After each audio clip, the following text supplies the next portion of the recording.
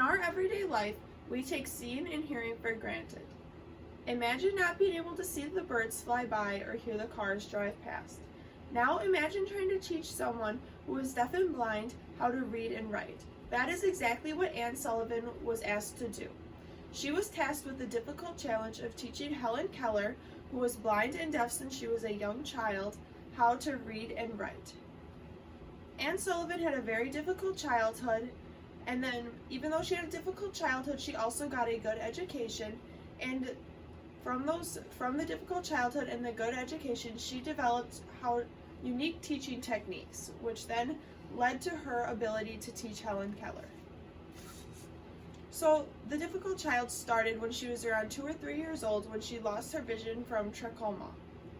She didn't lose it completely, but it was very difficult for her to see, and as she grew older, her vision progressively got worse. And then after that, her mother died when she was only 8 years old, leaving her father to raise Anne and her brother. Her father decided that he could not raise the two of them, so then he sent them to live in the poorhouse in Tewksbury. According to the National Women's Hall of Fame, Anne Sullivan was then sent to Perkins School for the Blind, and there at that school they taught her how to read and write. Even though she was blind, she excelled in school. She was very good at math, science, history, and reading. Upon her graduation from the school, Perkins reached out to her and asked her if she would be willing to try to teach a blind and deaf girl named Helen Keller. According to History.com, Anne Sullivan adapted many of her own teaching methods because the traditional teaching methods that Anne was taught with did not work as well on Helen. So she studied how young children developed language, and then she adapted those practices to work for Helen Keller.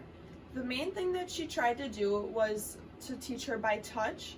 So as she was learning how to touch things, after she learned to touch them, she began to process what they were, and then eventually she was able to even learn how to speak. Her first word, as many people might know, was water. Anne Sullivan found that the best teaching method was learning by doing, so then she had Helen Keller do and touch as many things as possible. And that is how she eventually taught her how to read Braille and how to even talk.